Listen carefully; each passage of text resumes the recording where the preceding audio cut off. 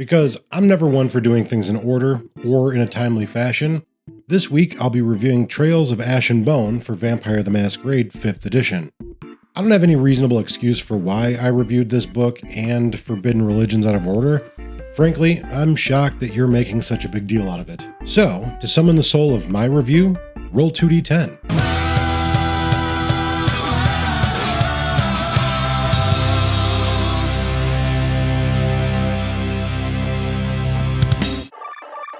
Trails of Ash and Bone continues the Cults of the Blood Gods tradition, presenting 4 stories for use in your vampire game. Like the Kickstarter cycle of Chicago by Night, Trails of Ash and Bone and Forbidden Religions were conceived as a reward tier, or let's call them unlockables for no other reason than I like how it sounds, for the Cults of the Blood Gods crowdsourcing. Before we get into the meat and potatoes of this review, I've got to let you know that I'm not a particular fan of story or module supplements. You can check out examples of my distaste for them by listening to any of the old 25 years of Vampire the Masquerade podcasts I recorded years back. I'll link to an episode below. Anyway, if you're not familiar with my bias, there you go.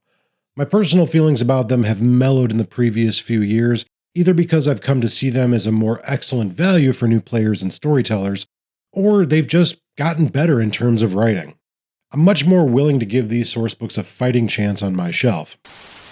Trails of Ash and Bone present 4 suitable stories for inclusion in long-term chronicles or as one-shot or short-term events. Trails is chunky at nearly 200 pages, and each of the stories gets lots of room to breathe because of it. If this were 10 or 15 years ago, each of these stories could have been individual titles on the shelves for 15 or 20 bucks a piece. The last chapter of this book includes obligatory lore sheets, new Oblivion ceremonies, basically more complex necromancy rituals if you aren't up on your V5 material, and a wealth of pre-made characters to pad your storyteller arsenal. Due to the nature of the book, I won't go too deep into the individual stories. It's always more fun to play them than it is to listen to someone on the internet ruin them for you. So don't expect any deep dives here. That said, I'll try to be as concise as possible without being too spoilery. The first story, The Wellspring, sends the player characters deep into the woods of Copenhagen to retrieve the prince's missing child. While searching, the coterie finds the remnants of a vampire-worshipping cult that's become fractured by recent events. Character-driven and full of weighty questions about morality and mortality, The Wellspring is a story of isolation and alienation. Much like the rest of the stories in Trails, The Wellspring provides a substantial quantity of options to keep the story non-linear and adaptable. For folks used to a traditional American version of the game, i.e. the standard prince, sheriff, primogen positions vis-a-vis the Camarilla, it also gives a chance to play a cultural alternative to the typical setting. While the story harkens to the classic cult in the woods horror trope, it swiftly moves to notions more aligned with Vampire the Masquerade, such as personal exploration, humanity versus degradation, and life versus death. The Family, entry number 2, takes us down to the shore of Atlantic City. A former Giovanni cum Hakata domain, Atlantic City has been a great value to the Clan of Death for both criminal and vampiric acts for some time. Recently, someone's been singing to the enemies of the clan, leaving Atlantic City vulnerable. The player characters must find out who's responsible for singing and take care of it. Pulpy, violent, and political, The Family drags the player protagonists into the heart of Atlantic City's dark underbelly. For fans of the Giovanni clan and the organized crime elements often associated with them, or players attracted to the various cults and occult activities that stretch beyond the Hakata, this story is likely to appeal to you. There's a ton of information about Atlantic City included in this chapter, making it an excellent source for ongoing chronicles as well. In addition, it's a dangerous and potentially deadly story for players, depending on their decisions along the way. Next up, in Open Your Eyes, we travel to Birmingham, the UK, not Alabama, where miraculous events follow in the wake of a Cainite who supposedly reached Golconda. Whether these phenomena are the work of the mystic vampire or clever cons, they have shaken the Camarilla domain to its foundations. Guess what, player character types?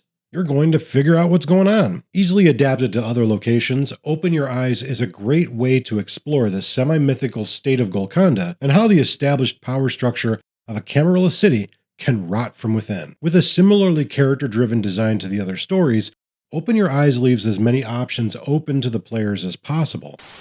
Old Wounds wraps up the story chapters of Trails, taking us to Florence, Italy, for a good old family reunion. If you think the Hakata are a happy family working together toward unified goals, you're dead wrong. Pun intended. Old Wounds centers around a good old-fashioned murder mystery, a stone-cold whodunit, as they say, artfully wrapped up in the disgusting predilections of the various bloodlines that comprise Hakata. The player characters are essentially given a shovel and a pile of rotten remains and told to get digging. Old Wounds is not nearly as adaptable to different locations as the other stories in this book. It is perfect for putting your Hakata player character right in the thick of scenarios that will impact the clan in the future. Reminiscent of earlier stories like those found in the Giovanni Chronicles, Old Wounds is nostalgic in all the right ways. If your table isn't into all the paraphernalia that accompanies death-obsessed cannibalistic necrophiles, you should maybe skip this story.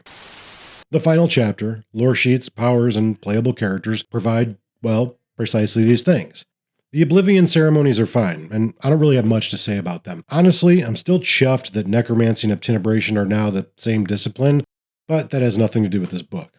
I think the actual value of the chapter, especially if you're an ST looking to run these stories at a convention or local event, is the stack of pre-made characters ready to pick up and play. I know that there are many storytellers and players out there who love to make characters for their game, but unfortunately, I've lost that desire over the last 3 or 4 years. Creating new characters for new players or making non-player / storyteller player characters is a lot of work, and it's very time-consuming. These ready-made characters are entirely written and ready to play. My final score for Trails of Ash and Bone is 4 dots out of 5. All things being equal, I enjoyed reading this book. Though I don't think the stories provided are perfect, and in the case of Wellspring and Open Your Eyes, they have plenty of potentials to run off the rails, I think each story has significantly more merits than flaws. Frankly, I don't think it's possible to provide a perfect story for any game or module. Your players will always surprise you and take you places the writers never conceived. While there are some assumptions about how players might respond to story elements, I don't think any of them are overly linear. It's pretty apparent to me that the devs and writers at Onyx Path have made serious efforts to write more sandbox-style tales for the World of Darkness. There are more options for story progression, a greater variety of hazards and consequences, and more realistic and grounded characters. As I said earlier, these stories, and much of the Cults of the Blood Gods material, are very character-driven. The religious and philosophical nature of the material necessitates character interaction, not just an affirmation of the various beliefs, but also an opposition to them. If you're sour to that level of moral and metaphysical exploration, Trails of Ash and Bone might not be for you. However, if you like exploring these topics at your table, or want to delve into them for the first time, Trails of Ash and Bone make a great addition to your Vampire the Masquerade library. If you're a fan of the Hakata, the Giovanni, or any of the other nasty necromantic bloodlines from earlier editions, you'll probably like this book. Thank you for watching my review of Trails of Ash and Bone. What did you think of the book? Are you running any of these stories at your table, virtual or otherwise? Also, what should I review next? Let me know in the comments below. I just released my first offering for Storyteller's Vault called The Book of Places. It's a simple, rules-light book of maps and storyteller information for you to inject into your World of Darkness game. If you've ever had trouble describing your scene or location, or if you're playing via the internet and need a visual aid, The Book of Places should be an excellent tool for your gaming group. Check it out at the link below in the description. It's only $5. Coming soon, the 2D10 podcast is returning to an app near you. If you like the videos I make and want to hear more about books, games, and tabletop creators, check it out at 2d10.com or wherever you get your podcasts. Also, check out my new and improved Patreon if you want to support this channel. I offer exclusive podcasts, exclusive access to content as I make it, storytelling advice, merch, and even exclusive tabletop gaming experiences. The more I grow, the better videos and more of them I can make. Thanks for watching, and I'll see you next week. Or as one-shot or short obligatory lore sheets, new Oblivion ceremonies, basically more complex necromancy rituals if you are up on your V5 material, and a wealth of pre-made characters to pad your storyteller.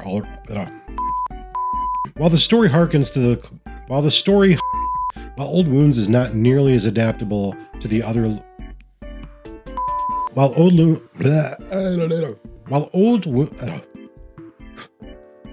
Wounds is not nearly as adaptable to other locations as the... While Old Wounds is not nearly as adaptable, okay. I know, there's a ton of stories out there. If you've ever...